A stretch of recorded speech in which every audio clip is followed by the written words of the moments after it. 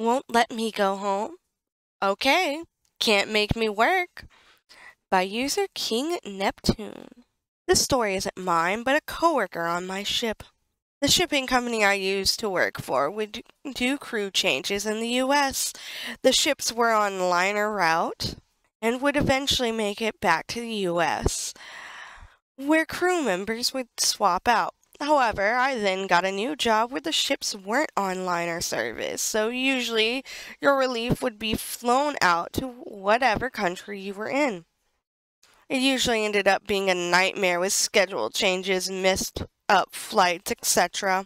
One colleague was severely overdue.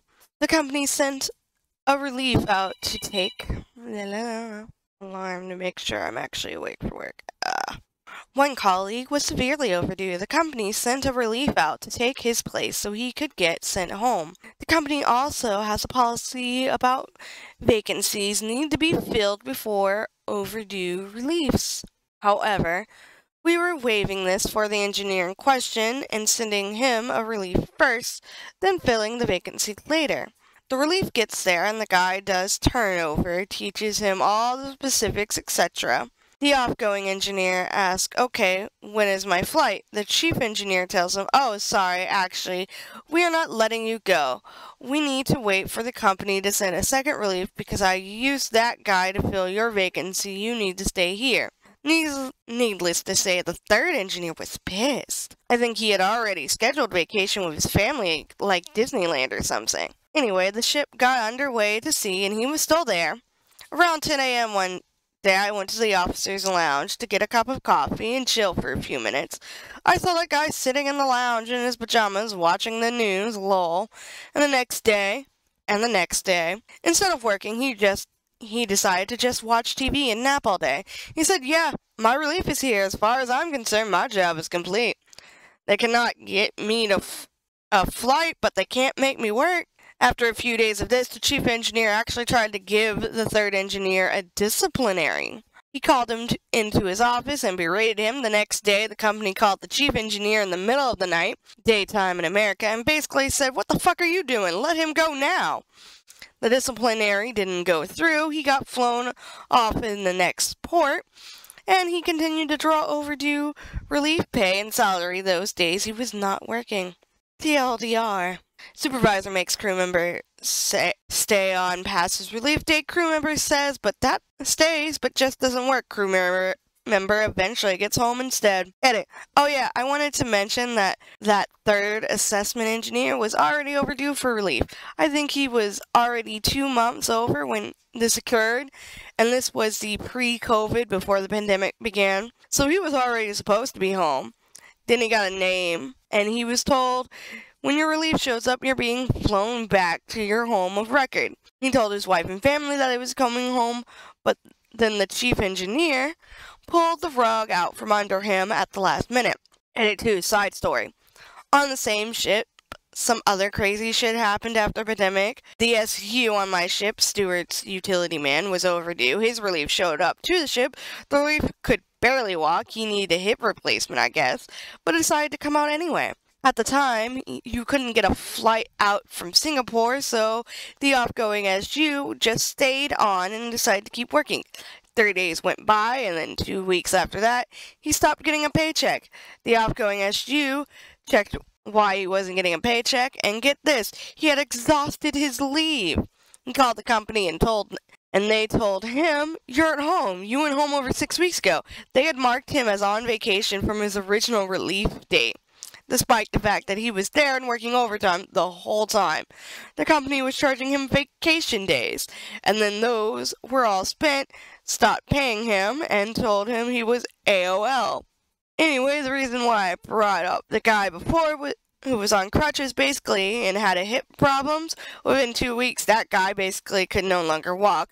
We had to abandon ship/lifeboat drill, and the guy was blocking the whole crew from going up the ladder, stairs, to the lifeboat. He was expected to be able to don a firefighting ensemble anyways, so he had to be medically repatriated to the U.S. company policy.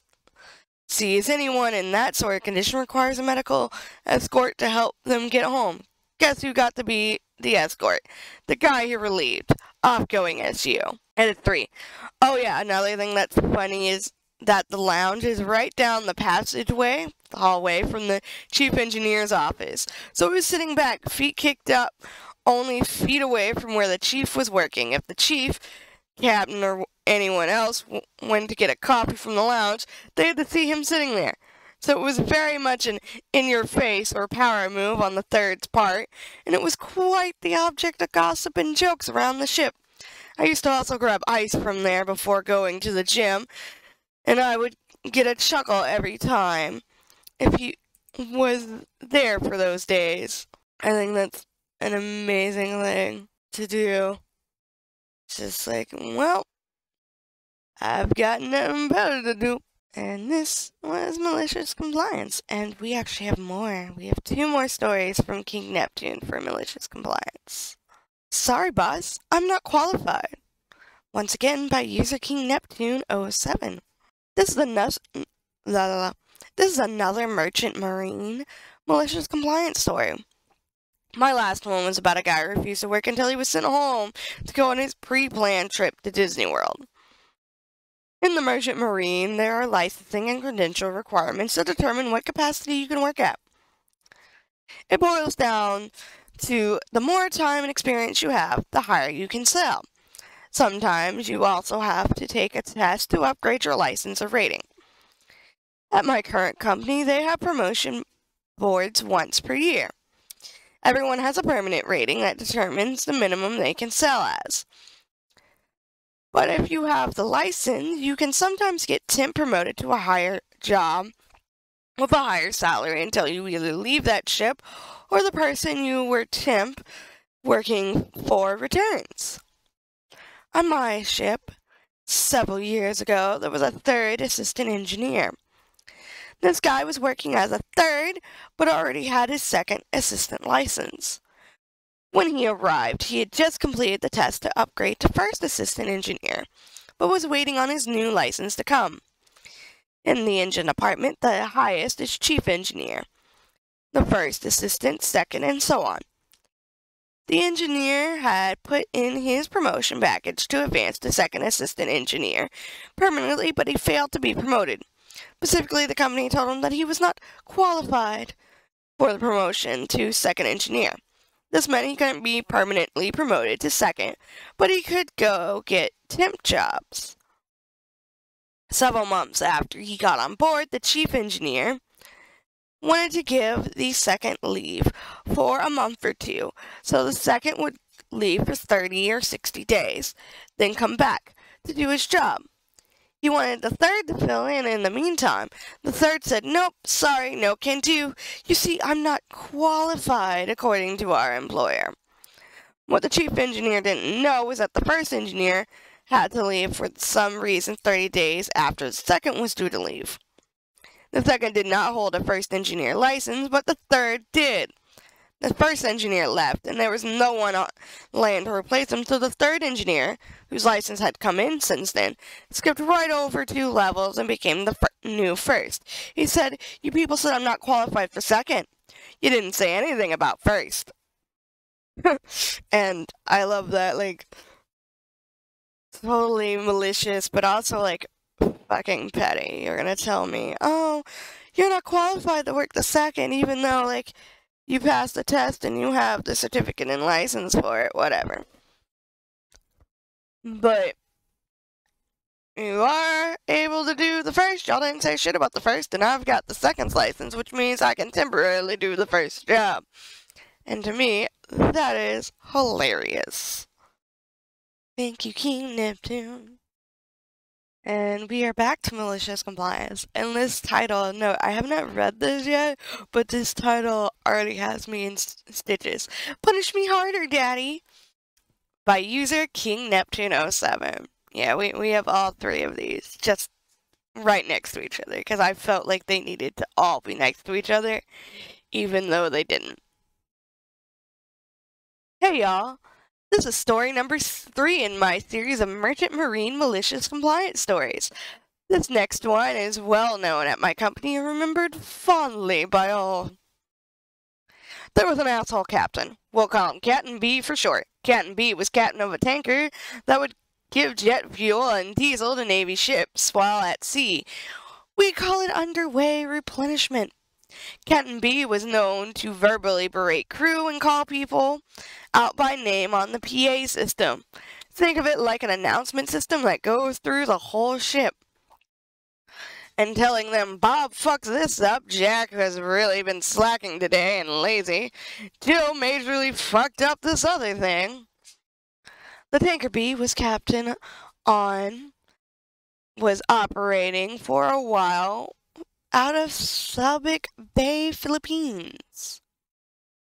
The ship would come in and load fuel, then go out to the South China Sea, Taiwan Strait, whatever. The crew always liked going to Subic Bay because they could get delicious meals, beer, drinks, sit back on the beach, party, whatever, and all for pretty cheap with the exchange rate of the Philippine peso. One day, Captain B got an idea.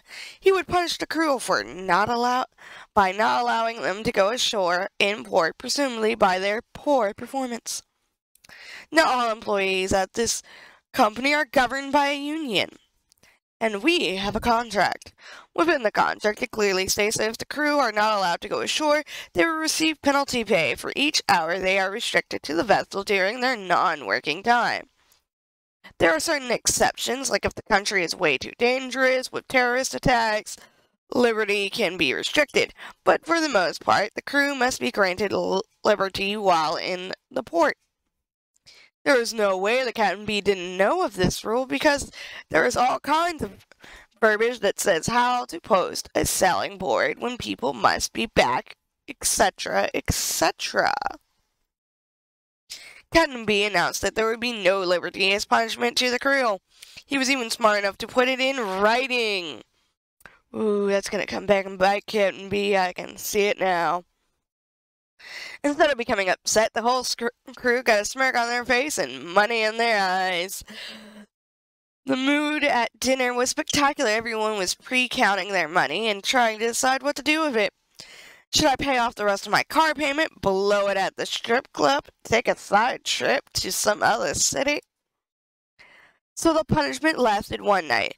The next day, the ship had loaded with fuel and pulled out. Captain B even tried to deny everyone's penalty pay. The very next day, U.S. time, when the office was back open, Captain B got a panic call from his superior. What the fuck are you doing? Let the crew go immediately. Do you have any idea how much budget you just wasted? The thing is, for most of the crew, their penalty rate is the same as their overtime rate.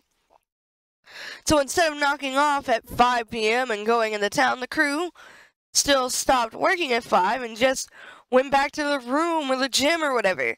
Then they got paid from 5 p.m. to midnight, 7 hours, and then from midnight to 8 a.m. the next day. That's 15 hours of overtime for the entire crew. Some guys who stand watch were on a different schedule and even got more money than that because their shift ended at noon, 4 p.m. or whatever. In fact, people that normally would have worked overtime in the evenings didn't because they were getting paid anyway. So why work? A week later, the ship pulled back into the Philippines and everyone went out on the town, threw a huge party, and did toast in the captain's honor. He essentially gave everyone drinking and partying money while trying to punish them. Captain B even stood by the gangway and glared at people leaving the next in port, and one guy said, "Hey, Cap, can you punish me again, please? Thank you so much." Captain B wasn't even held responsible for any of his actions that day, and didn't get into any trouble whatsoever. Besides getting berated verbally by the class manager, he ended up fucking himself a few years later, though, when one of his many sexual harassment complaints came back to bite him. He was fired with cause for sexually harassing a younger female. Well, damn. I was hoping he would get in some trouble other than, like, the nasty phone call. Damn.